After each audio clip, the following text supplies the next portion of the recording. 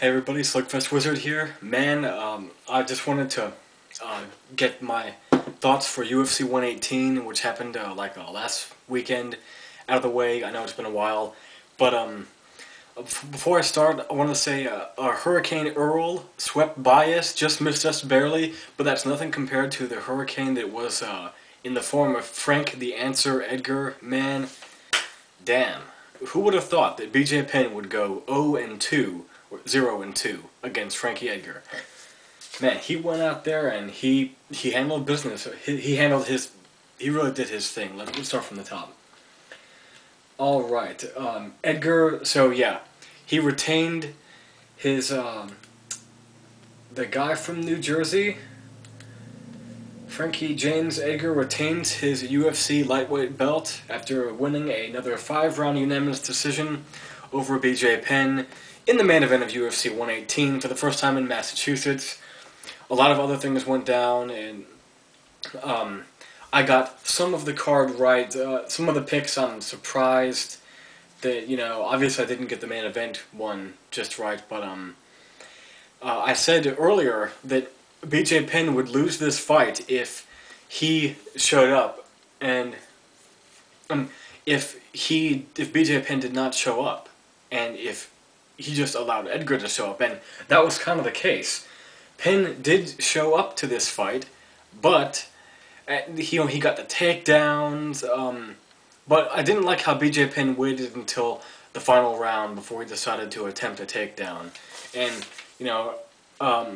mad props to Edgar for getting out of bad spots. There was a moment in the fourth round where Penn had Edgar mounted. He had his legs crossed underneath of him, and Penn with his world-class Brazilian Jiu-Jitsu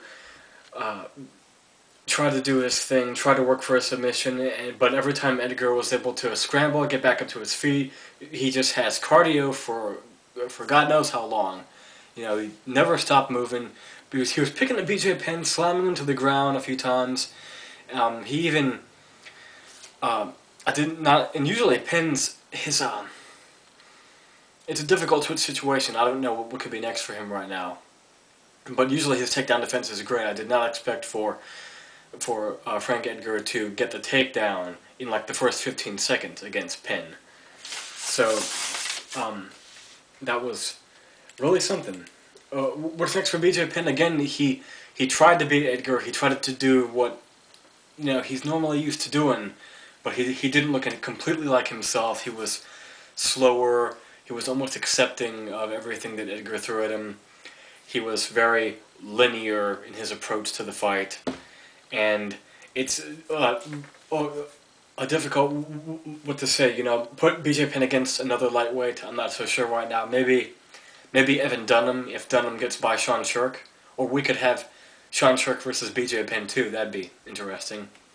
Provided we still want to see Sean Shirk compete in the UFC. But anyways, I'm trying to think about what else to say about the main event of this card. Edgar, I think, he could be the least marketable of the 5 UFC champions, because you got St. Pierre and Shogun, two of the most beloved, well-rounded UFC fighters. You've got Anderson Silva, the best fighter in the UFC, pretty much, and Brock Lesnar, the biggest star, who is going to defend his belt against Cain Velasquez on October 23rd. And then you've got Frankie Edgar, the quiet, mild-mannered, mostly the strong, silent type guy. He's very average, kind of an average Joe. I wonder how his town celebrated this time, because last time I saw the footage, they got the fireworks to take him back home and all that stuff. It must have been great. So, congratulations, Frankie Edgar, for keeping the belt. He's an interesting fighter, but his style.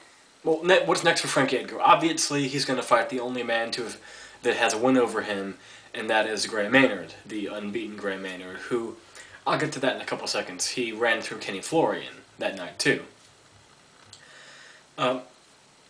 Frankie Edgar versus Gray Maynard is going to be a difficult main event to sell, so they're going to have to, Dana White's going to have to maybe add something else onto it. That'll be an interesting fight. I don't think that Frankie Edgar... I think Frankie Edgar... I think I'm going to pick him in that fight. I'm going to pick him to beat Gray Maynard.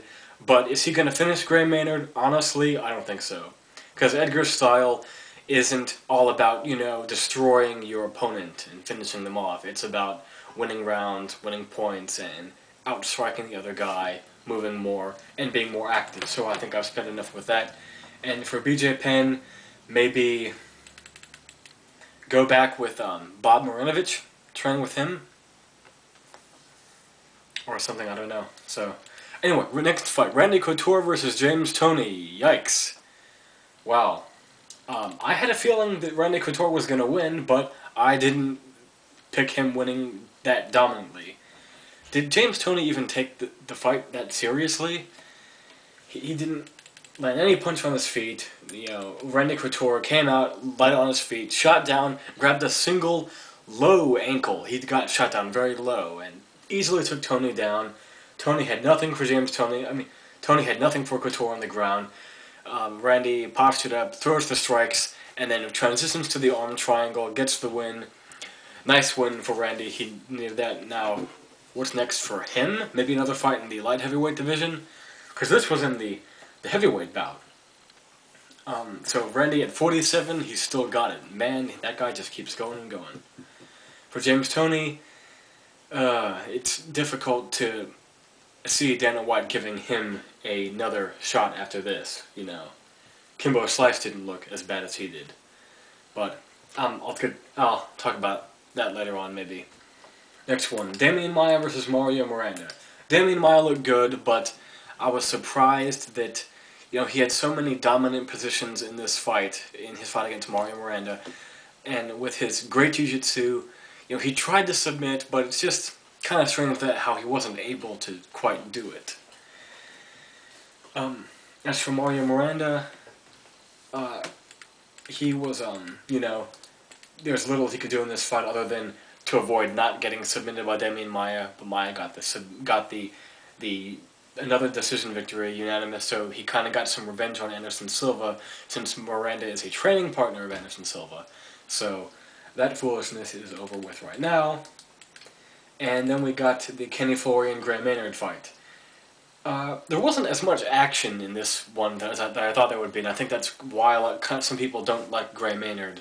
He's kind of sloppy, he's more of just a powerful wrestler. I picked Kenny Florian because I thought that he had more tools, and I think that he does, but Maynard was just too much in terms of sheer strength and wrestling and endurance and size, and that is pretty much all I have to say about that.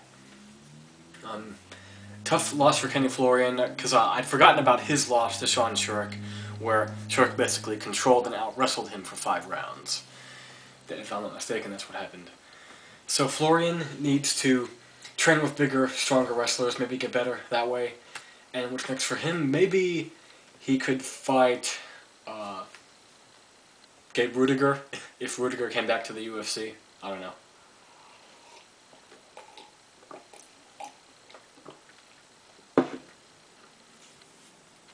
And the final one on the main card, the welterweight bout between Nate Diaz and Marcus Davis. Probably a really fun fight. It got Fight of the Night honors. And Nate Diaz showed pretty much everything you would expect from a Diaz fight. Came out there and threw lots of those mosquito bite punches using his long reach. And he was trash-talking during the fight to Marcus Davis, landing lots of shots, bloodying his nose up, and just frustrating and wearing Marcus Davis down before grabbing that guillotine choke in the 3rd round and putting him to sleep. Very nice job by Nate Diaz. Could he be the champ one day? I mean, I don't see Nate Diaz doing that to George St. Pierre or John Fitch. So, or Josh Koscheck for that matter. Good win for Nate. And then we got Joe Lozon with that beautiful armbar submission win of Gabe Rudiger. That one, I think, got, that got submission of the night. And congratulations to Nick Lentz defeating Andre Winner. Yeah. And Dan Miller finally got a win against John Salter. Ninja choke? Never heard that one before. But maybe it's because of the noob-ishness.